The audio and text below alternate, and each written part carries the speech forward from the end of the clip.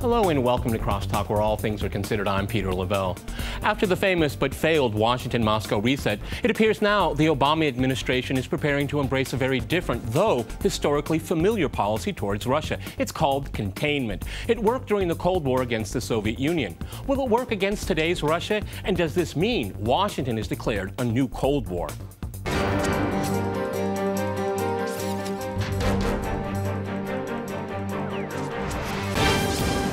To Crosstalk Washington's spinning of containment, I'm joined by my guest, Stephen Cohen in New York. He is a professor emeritus of Russian Studies and Politics at New York University and Princeton University, and author of the recent book, Soviet Fates in Lost Alternatives. And in Chicago, we cross to John Mearsheimer. He is a professor in the Political Science Department at the University of Chicago, who has written extensively on international security. His latest book is The Tragedy of Great Power Politics. All right, gentlemen, Crosstalk rules. In fact, that means you can jump in anytime you want.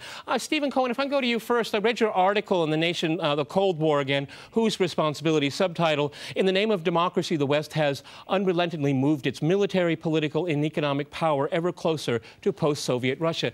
I'm going to ask you a very broad-ended question here. What are future historians going to think about this time period right now? Well, if there are any future historians left, because this could easily lead to nuclear war, but we could go to that later, I think that they will ask the same questions they asked about the previous Cold War, the 45-year Cold War. Who was responsible for it? Which policies, which factors, which leaders? How do you divide the responsibility back then in the 40s between the United States and the Soviet Union? But a critical question, Peter, and I think Professor Mearsheimer may agree, is that when did it begin? Because you don't know when to begin your analysis. And what we have at the moment, for example, and future historians will sort this out, but I've pretty much made up my mind, did this new Cold War, which, as you pointed out, according to the New York Times, the White House has resolved on, did this Cold War begin with the Ukrainian crisis? Did it begin, for example, in November 2013? When Ukraine, the president then, Yanukovych, rejected Europe's offer for a partnership, economic partnership? Did it begin in February this year, a couple months ago, when Yanukovych fell and a government supported by the street became the government of Kiev? Or did it begin when Russia was annexed or reunited with Russia, depending on how you look at it? Now, the reason this is important is that the alternative historical perspective is to argue that it began right after the end of the Soviet Union in the 1990s, when the Clinton administration began to expand NATO. So historians will debate this question: when did it begin? And then the analysis will begin. John, in Chicago, this is a very good point that Stephen brings up, because we have South Ossetia in 2008 as well. But maybe it's the dysfunctionality of the entire post-Cold War environment. I mean, has the international system found any kind of balance? Or are we still moving to some kind of lack of equilibrium? Or is it the United States just has gotten used to being very hegemonic? Well, I basically agree with Steve, which is that I think that the United States and the West more generally, but especially the United States, has found it almost impossible to put Cold War thinking behind it. And as a result, in the mid-1990s, the Clinton administration began to push hard for NATO expansion. And there's no way you could explain NATO expansion unless you make the argument that it's designed to contain some sort of future Russian threat. Nobody put the argument for NATO expansion in those terms at the time, but in retrospect, it's quite clear that that's what was going on. So the deep cause of the present crisis, I believe, is NATO expansion, which is part and parcel of a strategy designed to contain Russia and to strip Ukraine away from Russia's orbit and integrate it into the West. The precipitating crisis, what caused the present crisis that's going on, I should say the precipitating cause of the present crisis, were the events of February of this year, especially the February 22 coup in Kiev. Stephen, it's interesting if we look at NATO expansion. I mean, it ends up being kind of like a chicken and the egg situation, because if Russia is the threat, do you want to expand NATO? But if it isn't a threat, you know, or if you expand it, you do create a Russia that is extremely anxious about a vast military complex moving towards its border. I mean, what should the world expect from a country like Russia that has had a history of being a major power, still is an important power in the world? And all of a sudden it has this military apparatus right at its very border, and we have this Ukraine crisis where John pointed out there with the coup in Kiev, which was illegal. In my mind, that is a red line. The Kremlin said, look, we can't trust these people. These people lie. They openly lie now. You see, the problem here, Peter, is, and I'm going to retreat into my vocation as a historian, is that John is absolutely right. This began the push that's now come to shove in the 1990s. A historian will say to you, wait a minute, I know this doesn't go down well today. We need the archives. We need to see what the Clinton administration and its European allies were thinking. Did they ask themselves the question you just asked, Peter? If we start moving NATO toward Russia, and you're right, I mean, there was no reason other than to contain Russia. By the way, if that's so, then the answer to my question, when did the policy of containment, new containment, which the New York Times said last Sunday, or on, I think it was April 20th, that the Obama administration has now adopted, when did that begin? Then the new policy of containment began in the 1990s. But we need to know, what did the Clinton administration think would be Russia's reaction? That's exactly the question you asked me. Now, logically, you and I and Professor Mersheimer would agree that if you push and push militarily toward a great power, perhaps not so great at that time, but coming back, that had once been your adversary, it's going to reawaken all sorts of old conflictual thinking, ideological reflexes. It's going to do that. Do you want to do that? But can we assume that the Clinton administration or any political leadership is so rational? If we do, then they made a grievous mistake. They understood what could happen, and they did it anyway. If they didn't know, they should not have been in power because they were misinformed. John, I think one of the interesting things I've talked. Go ahead, jump in. Please do. Please do. Yeah, I just want to jump in. I think that two things are going on here. I think, first of all, the Clinton administration, and this was true of the George W. Bush administration as well, viewed the United States as a benign hegemon. And we think that we are different than other great powers, and that when we expand our influence, countries like Russia will understand that we're ultimately not very threatening because we are the good guys in the international system. This is a remarkably foolish way of thinking about the world. But I believe if you spend any time in Washington, it becomes clear that this delusion is widespread. Second point I would make is that we were able to get away with... I'm sorry. Okay, go ahead. John, finish your second point, and I'll go back to Stephen. Go ahead. Second point I would make is we were able to get away with NATO expansion in the early 2000s and in the 1990s because Russia was remarkably weak, and because the initial waves of NATO expansion were not so close to Russia's border. What's happened now is that Russia has recovered from the 1990s. It's much more powerful today than it was back then. And furthermore, expanding NATO to Ukraine is putting NATO right on Russia's border and creating a direct threat. So it's those changes that make the present situation much more volatile than what happened in the 90s and in the early 2000s. Stephen in New York, you wanted to jump in there. Please do. Yeah, I apologize to John for interrupting. It's, he being in Chicago and I being in New York creates the problem.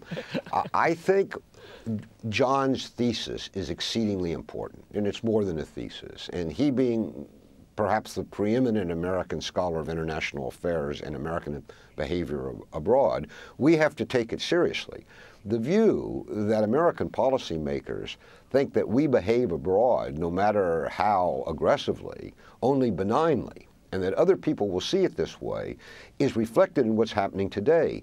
It's astonishing to me that unlike in previous run-ups to war, Cold War or hot, there is no opposition in the American Congress. Yeah. There is no opposition in the mainstream American media to the United States policy toward Russia today, only blaming of Russia. Now, the only way you can explain that is a kind of inherent knee-jerk assumption by the 500-plus members, elected members of Congress, that what we're doing must be benign, and therefore what Russia's doing must be nothing but, quote, as they put it, naked aggression, even though empirically it's plainly not the truth. But there is no opposition. There is no criticism in the mainstream media that would slow this process. And the explanation, I guess, is what Professor Mersheimer has just set out. Stephen, it was very interesting is that during the Cold War, there was a debate about the nature of American foreign policy in its relationship to the Soviet Union. But after the Cold War, there is no debate, as you just said there. That's quite interesting, isn't it? It's more than interesting for me because it's autobiographical. I'm probably the oldest person on this broadcast today. I participated in the debates of the late 1970s and early 80s. They were called the debate between the détentistes, those of us who wanted to reduce the Cold War, and the Cold Warriors who wanted to step up the Cold War with the Soviet Union. But there was a real debate. We, the détentistes, were always in a minority. Always in a minority, but we were present on the op-ed pages of the main American newspapers. This was before cable TV, but we were on television, we were on radio, we got our say. We even had a, I don't know if this is the right word, but a lobby group called the American Committee for East-West Accord, which included CEOs of powerful organizations, Donald Kennel, Tom Watson of IBM. It included George Kennan, the famous diplomatic scholar of Russia. All right, gentlemen, I'm going to have to jump in here. We're going to go to a very short break, and after that short break, we'll continue more discussion on containment. Stay with our team.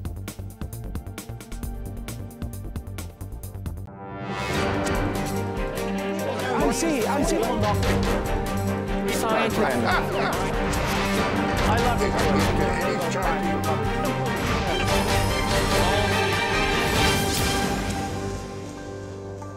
Welcome back to Crosstalk, where all things are considered. I'm Peter Lavelle. To remind you, we're discussing Washington's spinning of containment.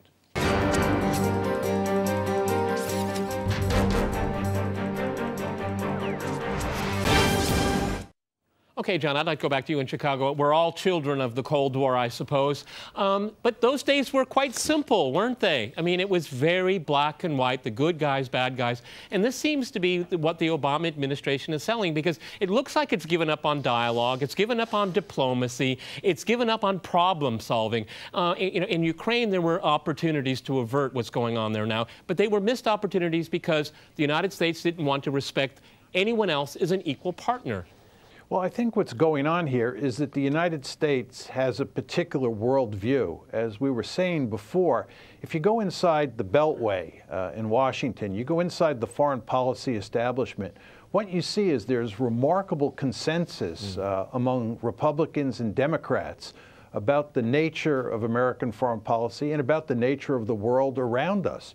Most Americans in the foreign policy establishment believe that the United States is the indispensable nation. They believe that we stand taller, that we see further, that we are a benign hegemon, and that we not only have a right, but we have a responsibility to run the world, and that most states out there should understand that.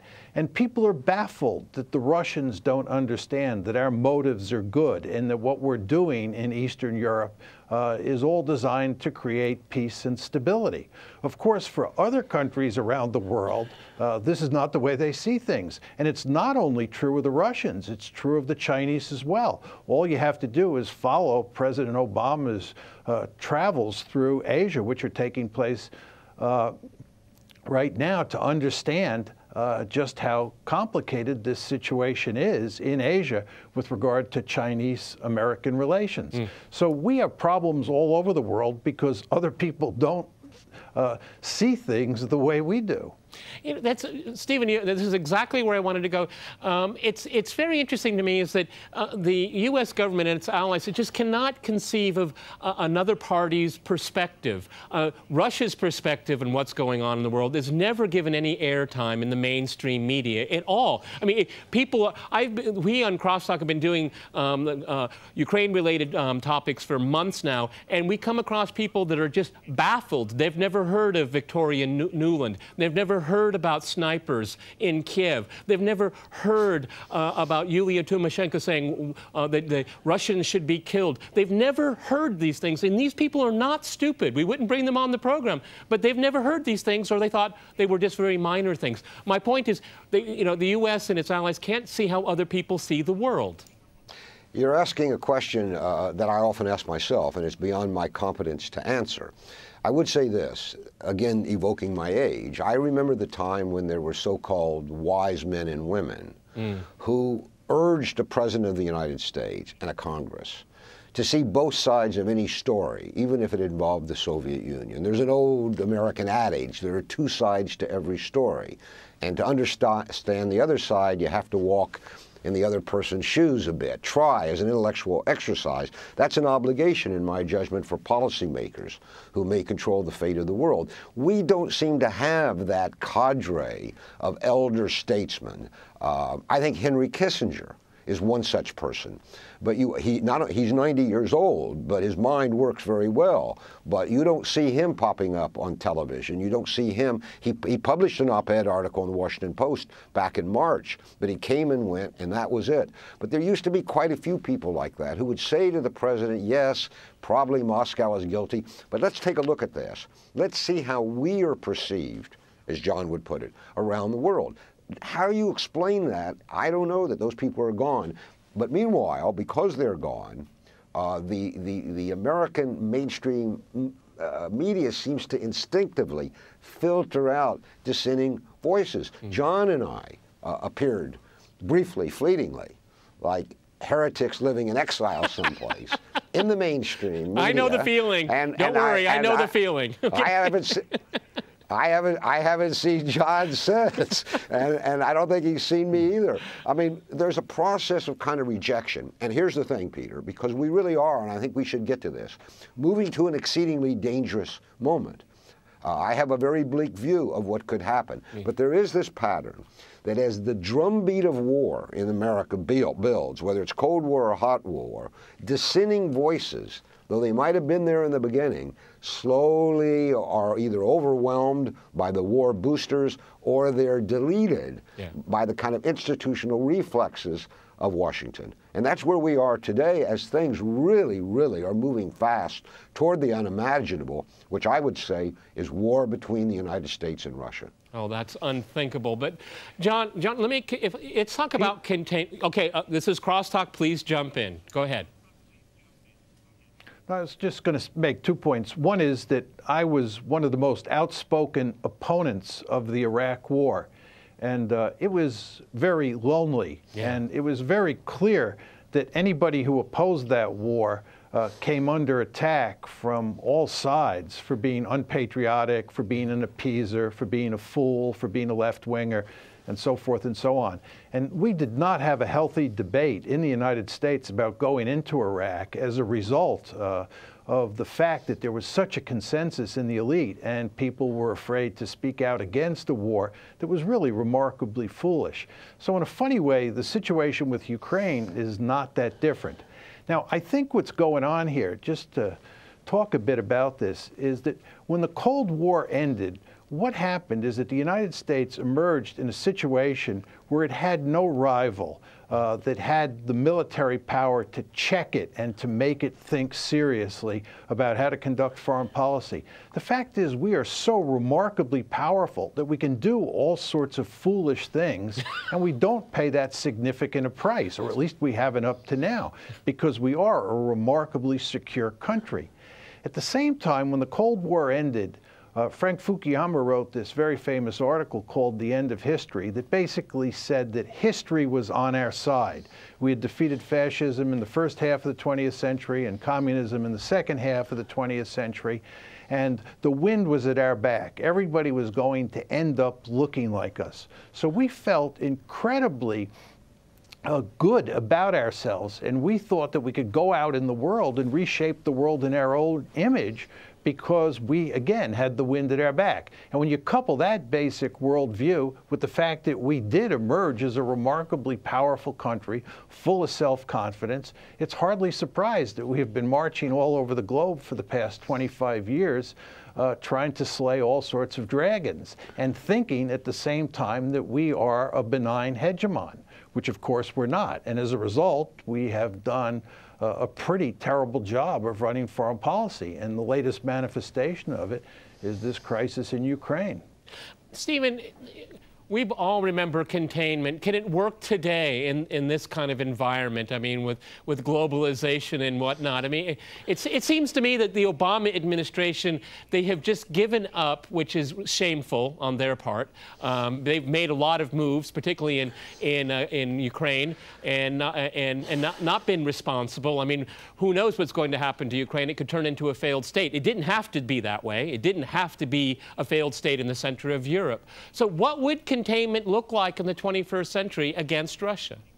Well, it won't look like what Washington thinks it's going to look like, because the mantra in Washington, and this too was reported in the New York Times to be the thinking of the White House, that containment means the complete isolation of Russia, or as the Times summarized thinking in the White House, to cut off all of Russia's ties, political and economic, with other countries. It's preposterous. It's ridiculous. It is, what it will do, it will drive Russia eastward.